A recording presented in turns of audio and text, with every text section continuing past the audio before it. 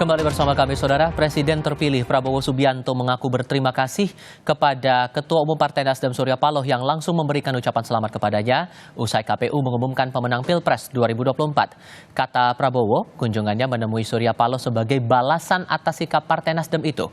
Menurut Prabowo, Pilpres telah usai dan kini saatnya semua pihak bersatu. Terkait peluang menarik masuk Partai Nasdem ke pemerintahan yang mendatang, Prabowo bilang ia selalu menawari dan mengajak.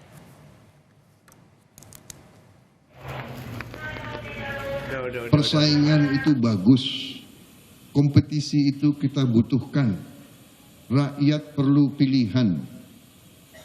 Kompetisi, persaingan, pertandingan.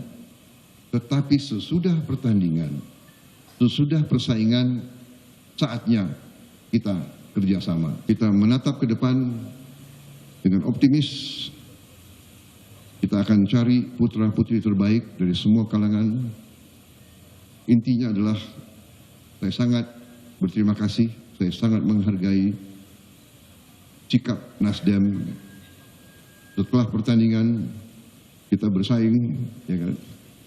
Tapi kita tetap bersahabat, kita tetap satu keluarga, kita tetap cinta tanah air.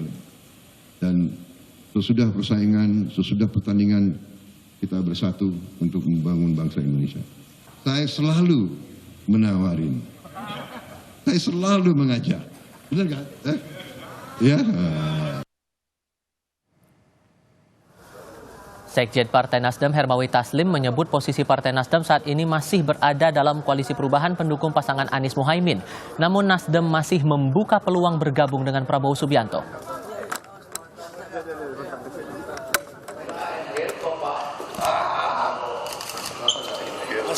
Sampai hari ini posisi kami masih seperti yang sama, koalisinya tetap 01. Bagaimana ending dari ajakan ini nanti kita lihat, tetapi pikiran kita sama-sama ingin membangun, ingin menciptakan sesuatu. Kita berharap juga pemerintahannya kuat. Ada yang tanya bagaimana Nasdem mau tetap oposisi apa koalisi. Bapak Surya tadi mengatakan peluangnya 50-50. Nah, pegang itu aja. Peluangnya 50-50. Di sisi lain, Partai Golkar tidak keberatan jika PDI Perjuangan bergabung dengan koalisi partai pendukung Prabowo Gibran. Wakil Ketua Umum Partai Golkar Ahmad Doli Kurnia tidak keberatan jika PDI Perjuangan bergabung dalam koalisi pendukung Prabowo selama memiliki visi yang sama. Ia mengatakan komunikasi politik dengan semua parpol saat ini masih terjaga dengan baik.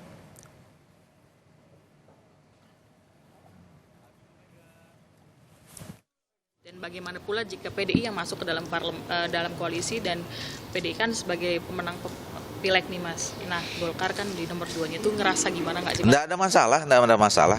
Kan kepentingan kita adalah kepentingan bangsa dan negara. Itu yang paling utama. Jadi kalau dianggap semua partai politik sama pandangannya dengan Pak Prabowo bahwa Indonesia ke depan 5 tahun ini membutuhkan soliditas yang kuat dengan parlemen menjadi satu kebersamaan di dalam kerjasama politik baik di parlemen dan di pemerintahan, saya kira untuk kepentingan bangsa negara Golkar tidak keberatan. Usai menang Pilpres, Prabowo menemui Ketua Umum Partai Nasdem Surya Paloh. Apakah Prabowo sedang memperbanyak mitra koalisi? Kami diskusikan bersama dengan para narasumber. Bergabung saat ini Ketua DPP Partai Nasdem Willy Aditya, kemudian juga sudah bergabung saat ini Wakil Ketua Umum Partai Gerindra Habibur Rahman dan Direktur Eksekutif Parameter Politik Indonesia Adi Prayitno. Selamat sore semuanya, apa kabar? Selamat sore, Assalamualaikum. Waalaikumsalam warahmatullahi wabarakatuh. Terima kasih semuanya sudah hadir dalam diskusi kali ini. Bang Habib, saya masih ingat betul Pak Ahmad Muzani sempat bilang ada satu partai di luar koalisi 02 yang akan bergabung ke pemerintahan. Artinya dalam pertemuan Pak Prabowo dengan Pak Surya hari ini itu jawabannya? Tentu kami tidak bisa mendahului ya memberikan statement yang official adanya partai yang baru bergabung. Cuma memang banyak ya partai-partai politik, bukan hanya satu, sebetulnya ada beberapa yang kami lihat gesturnya ya kita sudah mulai kembali satu frekuensi lah ya. Satu frekuensi itu artinya apa? Artinya kita sama-sama menganggap bahwa terlepas hiruk pikuknya kemarin kontestasi pemilu kita mengedepankan gagasan. Toh pemilu makin lama makin sudah berlalu ya. Nah, sehingga tinggal bagaimana kita mensikapi situasi saat ini dan ke depan, di mana kita memerlukan persatuan antara elit-elit bangsa ini. Nah, kalau saya ngobrol sama teman-teman ya tone-nya itu sudah begitu gitu. Ya udahlah, sudah pemilu sudah lewat, ada yang menang, memang ada yang kalah. Nah, tinggal bagaimana kita sekarang move on, toh kita harus kembali ya fokus melayani rakyat. Jadi yang hari ini salah satu yang paling konkret ya, walaupun memang tentu belum resmi arahnya seperti apa, dan tadi nyatakan Pak Hermawi Taslim, peluangnya 50-50, bagi kami itu kan peluang yang amat besar. Ya, sangat menggembirakan pernyataan Pak Hermawi Taslim tersebut. Dan kalau kita kalau gitu karena sudah ngomong 50-50 tadi sama Bang Habib, saya ke Bang Willy kalau begitu. Tadi Pak Hermawi bilang 50-50 kemungkinannya. Tawarannya apa sih sebetulnya yang disampaikan Pak Prabowo ke Pak Surya? Iya, halo. Bang Willy? Iya, ayo. Ya, Willy ya. silakan. Ya, Bang Willy dulu ya, Bang ya. Iya, mainkan. Tawarannya ya bersama-sama dalam frame membangun negara dan bangsa. Kita kadang-kadang terlalu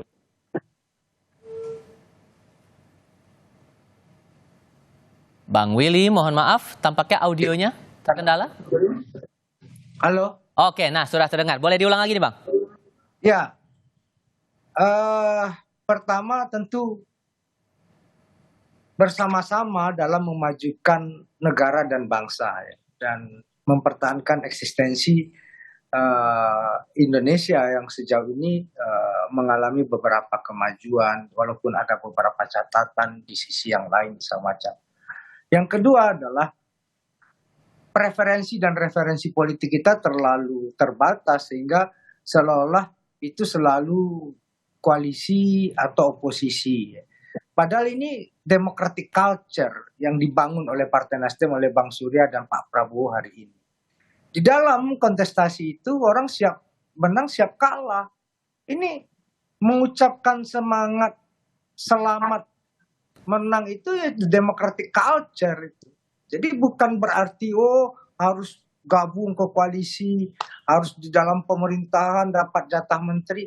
Bukan di sana frekuensinya. Tapi common commitment-nya yang penting. Komitmen menjalankan democratic culture, komitmen republikan, komitmen demokratik. Di dalam konversi pers Pak Surya itu kan jelas ya. Sebagai kaum demokrat sejati, sebagai kaum pergerakan, kita mengucapkan selamat sekali dengan sekian banyak catatan terhadap pemilu. Dengan mengedepankan check and balances. Tapi pemilu sudah selesai, pemenangnya sudah diketok oleh KPU. Walaupun ada catatan yang kemudian berujung di institusi dan saluran lain, itu kita hormati dan tetap berproses. Kenapa masih banyak pertanyaan, Bang? Karena begini, posisi Partai Nasdem sudah mengucapkan selamat, tapi di sisi lain masih berada di koalisi perubahan yang sedang berjuang di MK. Itu pandangannya bertolak belakang kalau dilihat pandangan orang begitu? Enggak lah. Gini, semua permasalahan enggak ada ini masih terus berjalan, iya. Kami juga mendiskusikan ini dengan Mas Anies sebelum mengambil keputusan ini. Duduk bersama, bagaimana sebagai sebuah partai politik harus dilakukan. Kita tidak boleh menari-nari di gendang populisme, di gendang emosi sesaat, tidak boleh. Kita justru yang harus memberikan pendidikan politik, walaupun dihujat, walaupun dan lain sebagainya, itu sebuah konsekuensi yang harus kita tunjukkan kepada publik bahwasanya berdemokrasi begini loh. Gitu. Itu yang paling penting, Mas. Mengajarkan nilai demokrasi itu semangat dari Partai Nasdem. Bukan terutama hanya dalam nilai, sikap dan praktik berdemokrasi. Itu dia Mas Adi. Nah, kalau Anda menangkapnya gimana membacanya? Ya, saya kira memang bagus kalau kemudian pihak yang kemudian dinyatakan kalah dalam kontestasi Pilpres kemudian mengucapkan selamat dan mengakui hasil keputusan. Saya kira itu yang saya kira harus kasih garis tebal ya. Sekalipun misalnya kubu Amin ini sedang berupaya untuk mencari keadilan melalui Mahkamah Konstitusi. Cuman kan yang menjadi tanda tanya bukan dalam konteks itu lagi, yaitu soal bagaimana kemungkinan Nasdem ini yang sepertinya sedang diajak betul ya untuk menjadi bagian dari koalisinya Pak Prabowo. Jawabannya per hari ini tuh kan 50-50. Mungkin iya dan mungkin tidak. Publik sih menganggap sebenarnya ini ada benang merah yang bagus sebenarnya, karena kompetisi kemarin kan agak sedikit panas, terutama kubu nomor 2 dan kubu nomor 1 yang saya kira dianggap sebagai tesa dan antitesa yang saling berhadap-hadapan. Kubu perubahan itu kan seakan-akan menganulir semua hal yang disampaikan oleh kubu Prabowo dan Gibran. Tapi per hari ini dan sejak kemarin seakan-akan memang Pilpres sudah selesai dan kemungkinan antara Pak Prabowo Subianto dan Nasdem Pak Surya Paloh bisa seiring dan sejalan. Tinggal nanti kita lihat apakah ajakan ini akan diterima atau tidak, ataukah memang Nasdem ini terus berada untuk menjadi posisi penyeimbang dalam konteks perubahan, mungkin sedang mencari cara lain membangun Indonesia. Kansnya berapa yang 50-50 itu tuh kecenderungannya menurut Anda gimana Mas Adi? Kalau saya membaca korespondensinya, Nasdem sepertinya juga sedang tertarik ya untuk menjadi bagian dari koalisinya Pak Prabowo. Tapi tentu tidak akan diumumkan dalam waktu dekat. Pasti ada pertimbangan-timbangan yang pada saat bersamaan sedang dikalkulasi. Karena memang tentu tidak nyaman situasi politiknya di tengah Amin, Anies Baswedan dan Muhaimin misalnya sedang berusaha mencari keadilan di Mahkamah Konstitusi. Tapi kalau kemudian Nasdem menyatakan siap bergabung, itu tentu kontraproduktif. Paling tidak setelah ada putusan dari Mahkamah Konstitusi, kita tunggu 14 hari mereka bekerja tentang apakah hak mencari keadilan di situ menemukan keadilan ataupun tidak. Nah, setelah itu mungkin ancar-ancar menuju tentang kemungkinan koalisi atau tidak akan kita saksikan. Tapi secara umum ada kecenderungan di Indonesia ini Mas, siapapun yang menang presiden itu punya intensi merangkul pihak-pihak yang kalah ya, karena memang itu politik gotong royong, politik kebersamaan.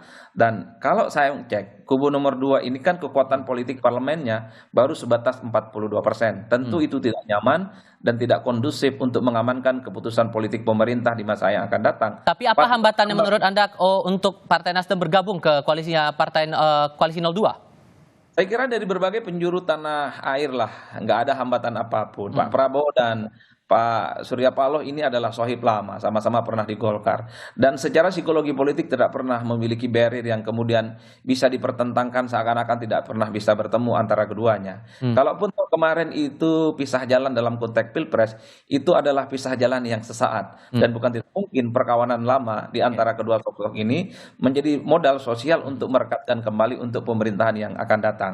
Jarang-jarang Pak Prabowo itu vulgar. Kita selalu menawarkan loh gitu, mengajak dan seterusnya. Tinggal bagaimana Nasdem ke depan mau menyikapi. Pertemuan ini Bang Habib sebetulnya karena kan dari koalisinya Pak Prabowo dan Mas Gibran ini kan sudah terbilang cukup besar begitu. Apakah dengan upaya bertemu dengan Partai Nasdem ini sebagai bentuk untuk konsolidasi kekuatan tidak hanya di pemerintahan tapi juga di parlemennya juga. Upaya untuk biar nanti pemerintahan Pak Prabowo dan Mas Gibran ini bisa berjalan mulus ke depan. Tapi jawabannya nanti ya Bang Habib. Kita akan lanjutkan lagi di segmen berikutnya. Jadi tetap bersama kami saudara di Kompas Petang.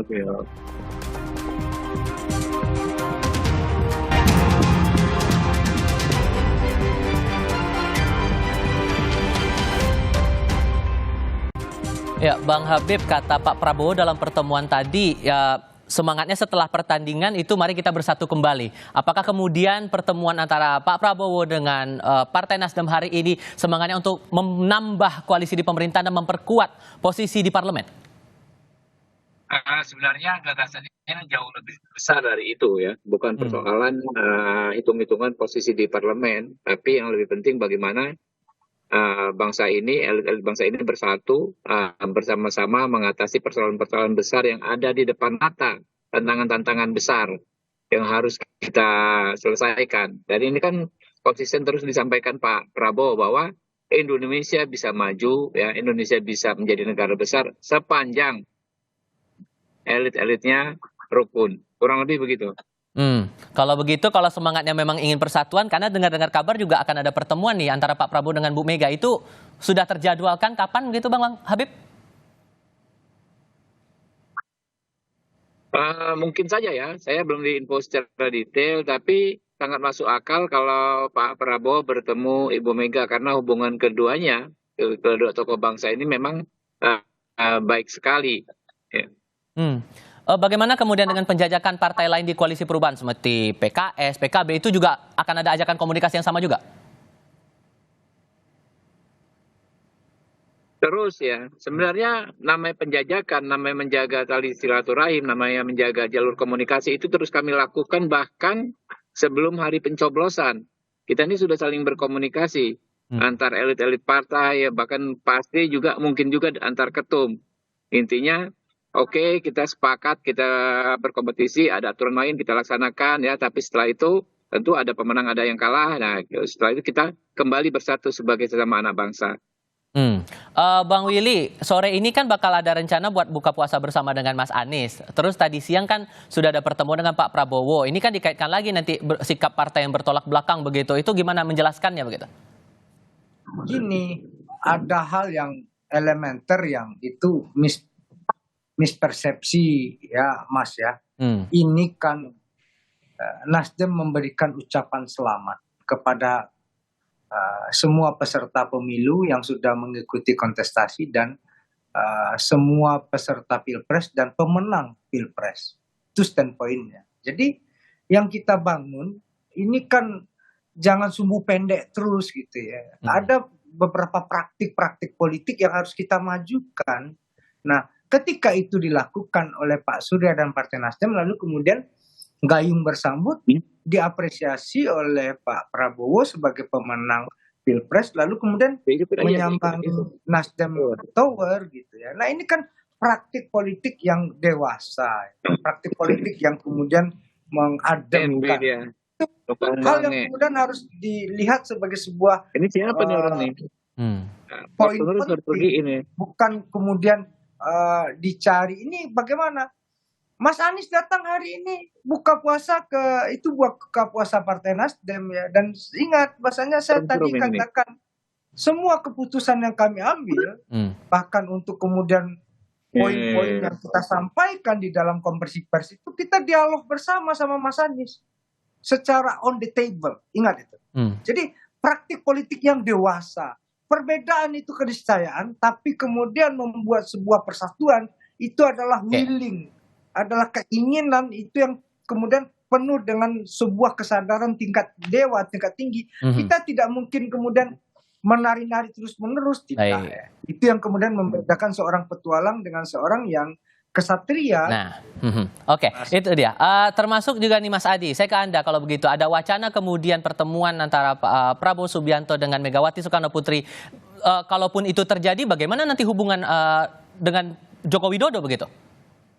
Ya saya kira memang kalau soal pertemuan dengan ketua umum partai itu tentu sangat tergantung bagaimana Prabowo Subianto ke depan ya. Tapi kalau mendengar pidato dari Pak Prabowo Subianto berulang kali memang ada keinginan merangkul semua kelompok kepentingan sekalipun pernah berbeda dalam kontestasi Pilpres 14 Februari yang lalu. Ini sebenarnya modal sosial yang cukup bagus. Tinggal dicari bagaimana format kerjasamanya ya. Di luar hal-hal yang disampaikan oleh Kakak Willy dan Bang Habib soal bagaimana membangun kebangsaan kita ini secara normatif, butuh kebersamaan, ini soal civic culture, budaya demokrasi dan seterusnya.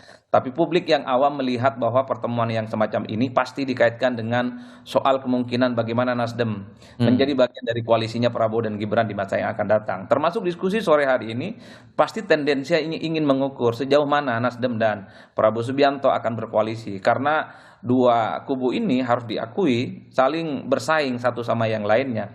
Tinggal kita tunggu Mas, kapan kira-kira ini akan direalisasikan atau justru memang Nasdem dan Prabowo Subianto itu memilih jalan untuk beda-beda. Karena membangun bangsa kan tidak harus menjadi bagian dari koalisi, tak harus jadi menteri. Di luar pun juga tak kalah terhormatnya untuk membangun bangsa dan negara. Jadi jawaban Hermawis Taslim itu menurut saya adalah jawaban yang aman. Satu sisi Nasdem itu bersama Amin sedang mencari keadilan di Mahkamah Konstitusi, tapi pada saat yang bersamaan sedang menaruh harapan. Bukan tidak mungkin Nasdem satu kakinya per hari ini itu juga ingin ditanamkan di koalisi Pak Prabowo dan Mas Gibran. Dan menurut Anda Mas Adi, pertemuan ini termasuk pertemuan dengan parpol-parpol ini juga sepengetahuan Jokowi? Ya pastinya tahu lah Mas, tak ada yang kebetulan di dunia ini. Tapi yang penting bagi saya soal Prabowo berkoalisi dengan siapapun di masa yang akan datang, ini veto playernya adalah Pak Prabowo, bukan yang lain. Mengingat Prabowo itu adalah presiden terpilih.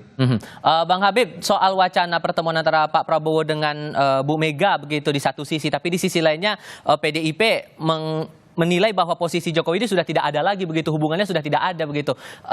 Mengkorelasikan ini semua, apakah ini jadi tidak tidak menimbulkan kesan harmonis begitu pertemuan antara dua ketua umum begitu, antara Pak Prabowo dengan Bu Mega nantinya, kalau itu terjadi? Bang Habib masih di mute tampaknya, Bang. Justru Oke, silakan. Pak Prabowo ya ingin kembali merajut yang namanya harmonisasi di antara tokoh-tokoh. Biasalah, memang namanya politik ada dinamika, tapi kan nggak bisa terus-menerus kita terjebak ya pada persengketaan, pada perselisihan ya. Pasti masing-masing akan cari cara untuk move on ya. Dan demikian juga hubungan Pak Jokowi dengan teman-teman PDI Perjuangan, karena kan ya menurut kami kalau waktu sudah berlalu, saya pikir akan kembali membaik lah hubungan yang selama ini mungkin agak tegang ya, agak-agak panas ya. Dengan waktu ya terus berlalu, saya pikir kedua belah pihak akan mulai mencair, ketegangan akan mulai mencair, dan Pak Prabowo tentu akan proaktif ya, bagaimana kembali mempersatukan rekan-rekan tersebut. Dengan wacana Pak Prabowo akan bertemu dengan Bu Mega ini, Mas Adi, Anda melihatnya mungkin terjadi tidak di tengah relasi antara partai dan Jokowi? Singkat saja. Mas Adi? Masih di mute tampaknya di Mas Adi. Ya. Boleh diulang kembali, silakan. Halo Mas Tifal. Iya, silakan Mas Adi.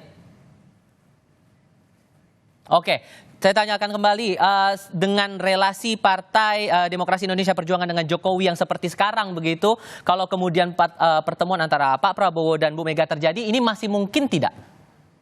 Kalau hanya sebatas pertemuan, saya kira tidak ada persoalan apapun. Tapi kalau soal misalnya PDIP akan bergabung dengan Pak Prabowo, tentu sangat tergantung bagaimana hubungan Jokowi dan Prabowo. Kalau hubungan Jokowi dan Prabowo itu baik-baik saja, rasa-rasanya sulit bagi PDIP menjadi bagian di dalamnya. Karena ada jarak psikologis yang sulit bisa dipertemukan karena faktor Jokowi.